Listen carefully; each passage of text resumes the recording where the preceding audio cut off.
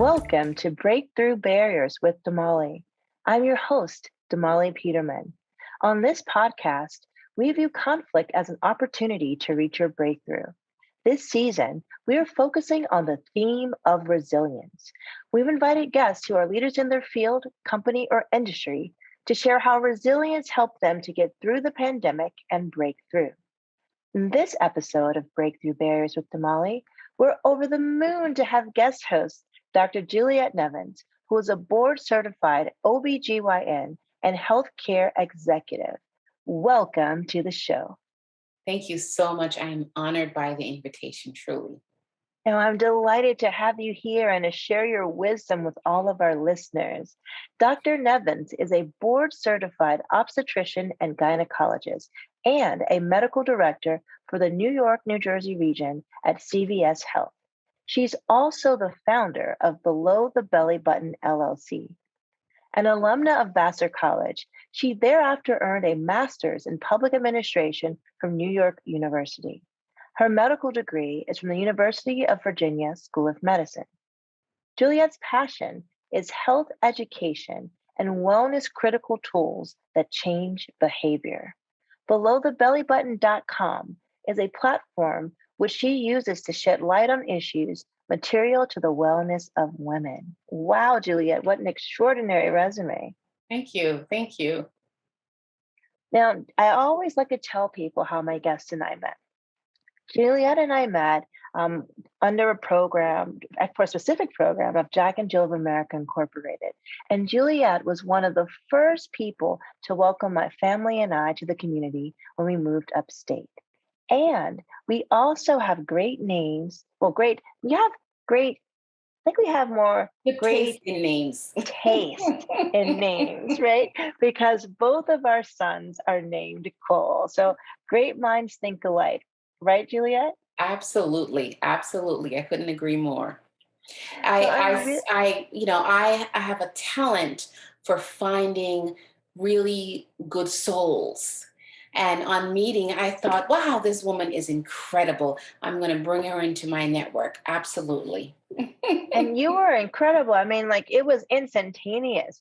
Yes. I met you and you were like, oh, where are you? I know this person, that person. And in seconds, you had us connected over text. We were meeting up, which was amazing to have something to look forward to during the pandemic, right after everyone was quarantining and, all the adults were vaccinated, which was amazing. But it was so nice to have something to look forward to get the kids together. We had an outdoor play date, and that was all she wrote, Juliet. We've been fast and furious friends. Our boys have a wonderful time playing together.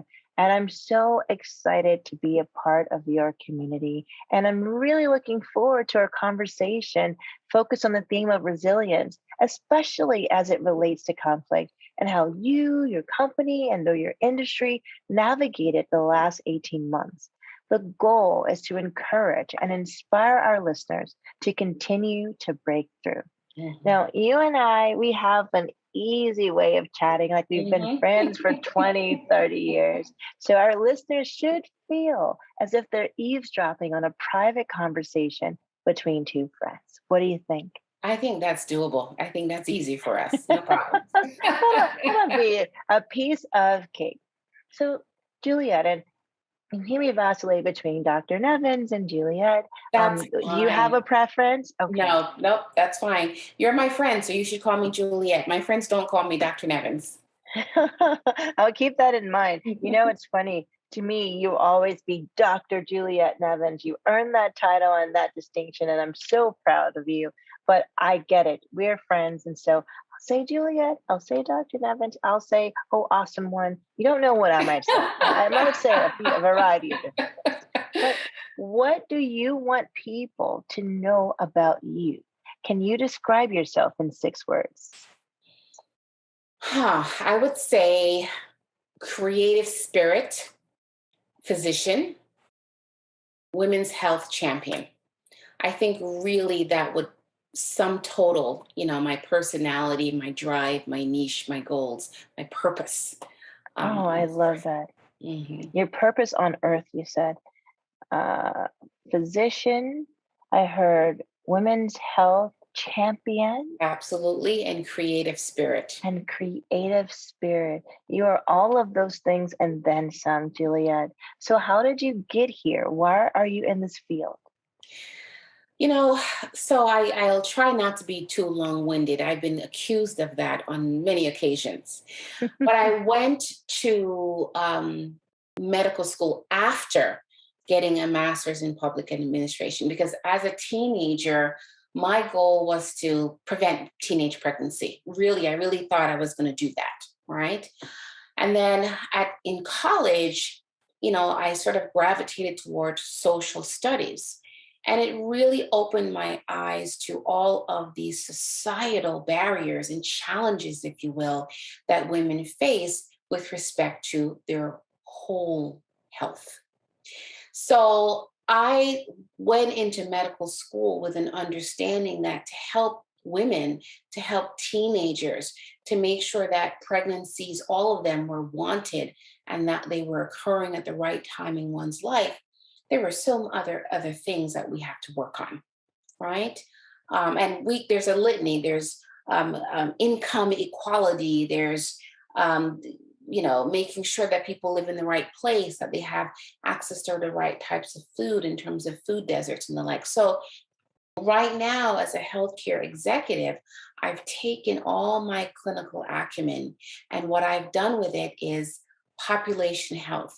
How can we design care models, programs that really impact these other really pivotal things that ultimately determine your health in its entirety? Your mind, your body, your soul, your spirit. So basically, in summary, that's been my journey. Below the Belly Button LLC, it's a funny story. I had a patient, this was in her 30s, right? Came in with vaginal pain. She said she put a tampon in and it was causing her severe pain. Well, she put the entire tampon in her vagina, the applicator and everything, Oh right? no. And of course, that's going to be uncomfortable and painful. And it was then that it dawned on me that there are basic fundamental things about physiology and biology that people just don't understand, right? And so that's what sort of led me to design Below the Belly Button. It is an online newsletter, blog, whatever phraseology works for you, but it's really meant to educate women about their bodies. And it has expanded to be a tool such that we can talk about the other issues, relationship issues, parenting issues, financial issues, all of the things, the isms and the issues that go into either adding to your health or taking away from it. I love that. So, healthcare, this interest in healthcare began as a focus from when you were a teenager to kind of help people um, avoid teenage pregnancies and wait until it was a better time in their lives to take on such a life changing Exactly. commitment. Exactly. And I love hearing that interest in healthcare really is a focus on whole care. I'm just making that word up, but the care of one from beginning to end at Exactly. different stages of their lives with a spotlight on women and Exactly. women's health.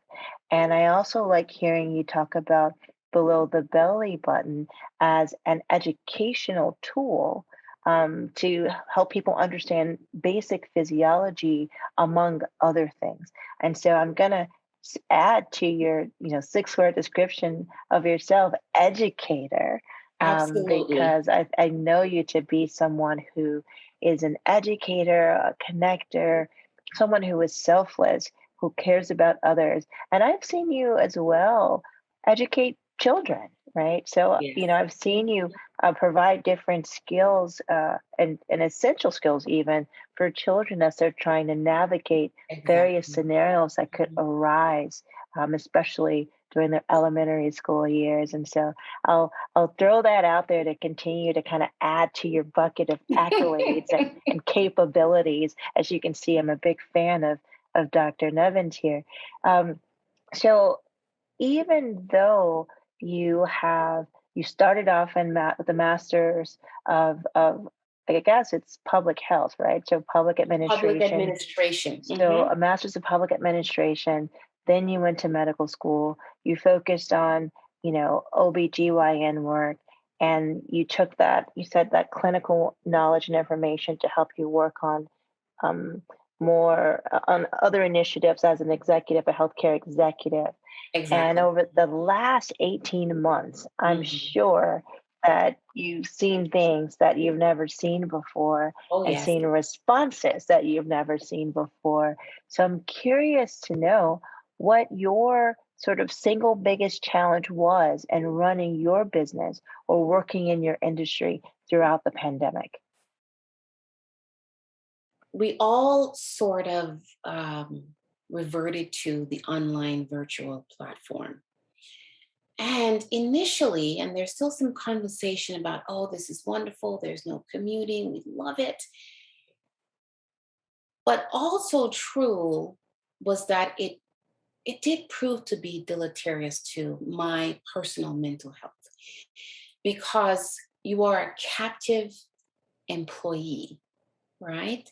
You, instead of one meeting that you would travel to and come home from, you had two. And in the middle of this, you are managing your own fears in terms of, you know, the COVID. You're trying to find toilet paper, right? You're trying to keep your household safe. You want your household to run smoothly. But there is, especially in healthcare, everyone's been watching the news. And at the time, I was also working. I was also delivering babies. I was also going into the hospital. And I had to contend with that anxiety of working with all the protective equipment that we had to wear, coming home, making sure I took everything off in the garage. I mean, I did all of that.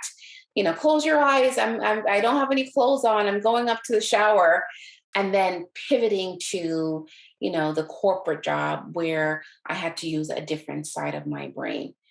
And of course, as head of household, in terms of women, people don't realize that we are really the head of households. Most healthcare decisions are made by way of the women in that home, right? And so it was true for me. It's true in healthcare. It's true in other aspects of our lives. However, it was a lot to take on during an extremely stressful period. So when we came home, we actually had more work to do, right? More work in terms of the domestic things that we had to do, more professional work. And of course, we had to take on the work of making sure that the mental, as well as academic well being of the children were intact. So it was definitely a lot. It was definitely a lot. It sounds like a lot, and also just a lot to have to balance, right? Mhm. I mean, I love the saying, when you're on an airplane, if the oxygen masks are deployed, to put your mask on first before you try to assist another passenger.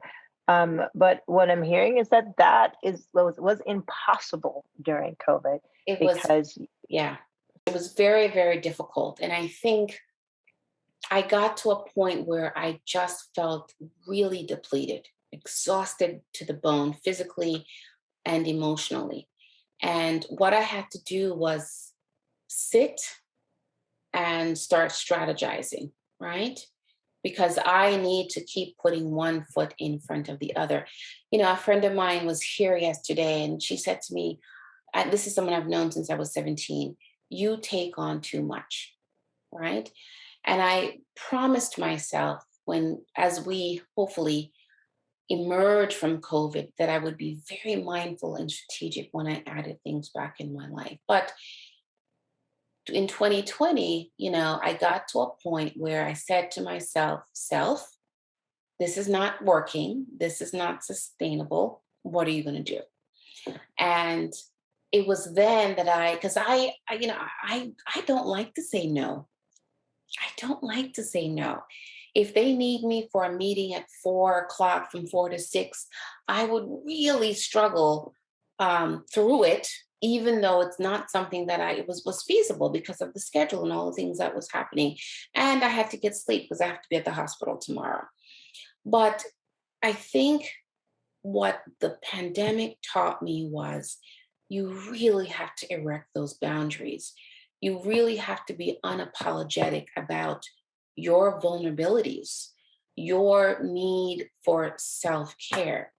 And you can't be afraid to voice that and stand firm in that and stand proud in that, because then, you're inconsistent if you can't reconcile what you're doing for yourself with what you're telling other people to do, right? And that's a whole word in and of itself. Exactly. Practice what you preach, right? Exactly. Ooh, exactly. Practice what you preach.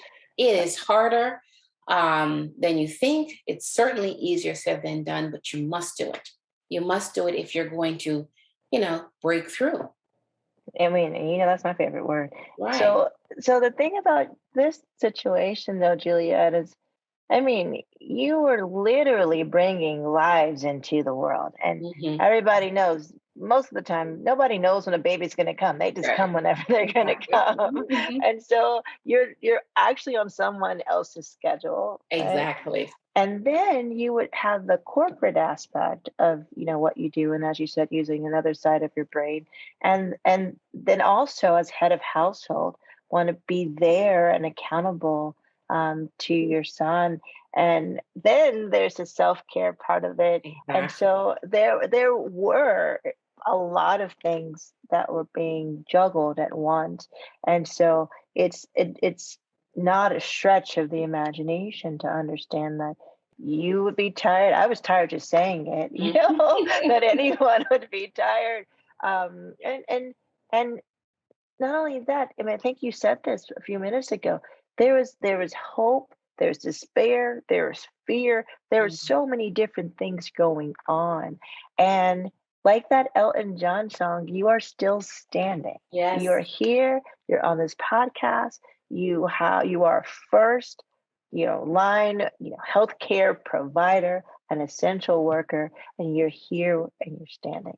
So where does your resilience come from? And how do you tap into it? I've always had the uncanny ability to see myself, right? To sort of, and I know this sounds a little metaphysical, so bear with me, but you know, I've never been one of those people who kept running into the fire over and over and over again. I have always been able to say, this is not working, try something else. Does it come from my parents, who I view as very wizened people from Jamaica, right? I don't know, but I do have the ability to pivot, right? An overused word, as we were talking about at the beginning. But I will say to myself, this is not working, and I'm going to do something else. So, lately I was trying to think of my Peloton tag, right? And I have come to the point in my life where I realize I am a very courageous woman.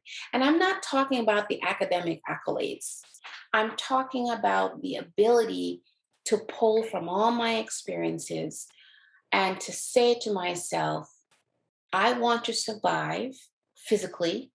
I want to survive and be intact emotionally and psychologically. I need to model behavior that I want my son, right, to emulate. I'm doing something wrong. And I think if there's anything that I have learned that has been crystallized that I can share is look at the work you're putting in, look at the results you're getting. If it's not what you want, if it's not beneficial to you, and certainly if it's harming you, say no. You have to do it. And it's scary because I'm a pleaser. I want everybody to be happy. I want everyone in the house to be happy. I want my boss at work to be happy. I want the patients, whose baby I just delivered. I want her to say, I love you, Dr. Nevins. This was a beautiful experience, right? But, at some point, you can't, an empty cup does not overrun. What is it? What is the phrase? Oh, something I'm the along those worst lines. with phrases. Right, right, But and I get the metaphor. right. So I think that's my superpower. That's what I do well. Not necessarily my tasks, but my ability to sort of look at the results and look at how I feel and look at how I am proceeding and make a decision as to whether I need to try something else. Yeah, I love that. It even sounds like you have the uncanny ability to be sort of introspective. I like how you said you're also able to see yourself, which, by the way, is very deep because oftentimes people are sort of traversing through the world hoping others see them, right? Hmm. You know this about me, you see this about me, but you're saying that you can be introspective, you can also see yourself. You ask yourself very uh, it's important questions. What are you putting into whatever it is? How is it making you feel? Are you getting out of it what you're putting into it, among other questions? And then if those answers are no, then say no or stop doing what it is that you're doing. Exactly. And I love that because I feel like it's a nice roadmap for people and to sort of utilize to evaluate situations, Exactly. right? You can say, okay, I'm doing this. Is it, it's almost like is it bringing me joy? If it's not bringing me joy, then it needs to be out of my life. And I love that also, you mentioned that your resilience goes way back. Like it could come from a variety of different things, including from your parents who are Jamaican. It could come from, I can also even see knowing you, being wanting to be resilient for yourself and also for your son, and Absolutely. for your patients, all the people that are depending on you, that Exactly. is, bigger than you, right? And so that resilience is because you are holding yourself accountable to yourself, to your son, to Exactly. your family. I've had Exactly. the benefit of meeting many wonderful members of your family, a very strong, powerful family. And I can see resilience running through Right. all of you, right? I can see it running Yeah. through all of you. And so I think one of the things that people are often hyper focused on is success, right? Like, Hmm.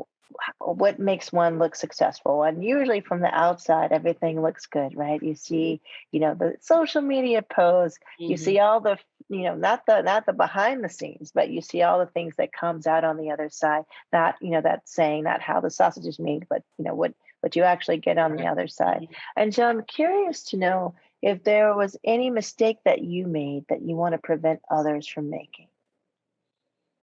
I hate to be redundant and beat a dead horse, but I capitulated. I just sort of gave in to all the demands. I have stopped doing that. I said, is this working? Self said, no, it's not.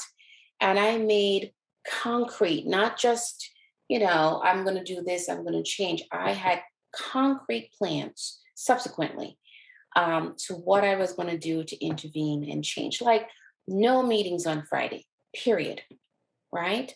I limited, my clinical life, just to preserve my physical energy because I'm.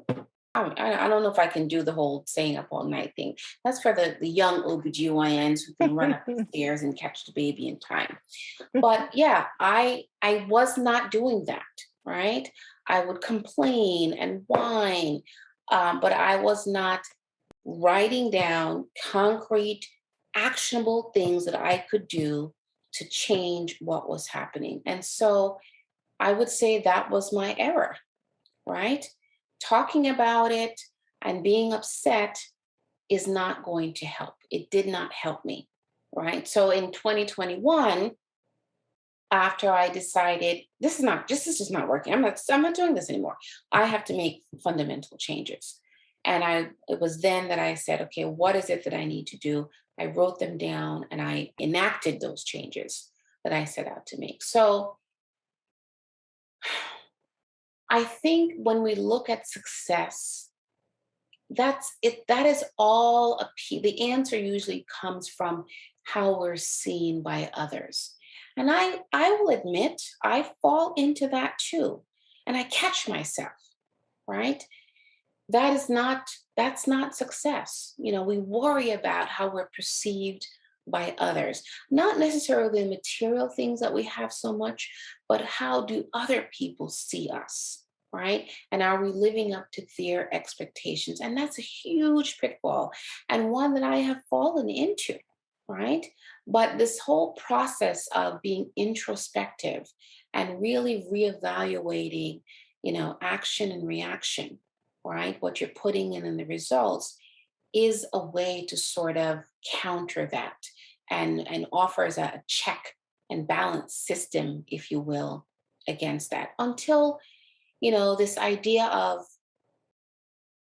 seeking the answer within becomes concrete, it's cemented, it's a muscle that you've been working on, and it gets stronger, right? So I would say that's, where I'm vulnerable, but I do have an antidote that I put into play, whenever I'm like, I need to whip out let me get into my medicine bag here. What do I have in there? What can I use to get me out of this situation, right? So I think what we're talking about is insight into who you are, right? And honesty with how you behave with different people and different circumstances, and just really evaluating that without being critical or judgmental. You don't want to pound on yourself. You want to be loving, and the way you would talk to your son, right? What did you do? Why did you do it? Are you going to do that again? And what, loving, soft, gentle. I love that. And, Mhm. you said introspective, you said being insightful, and I'll add another I word because I'm a big fan of alliteration.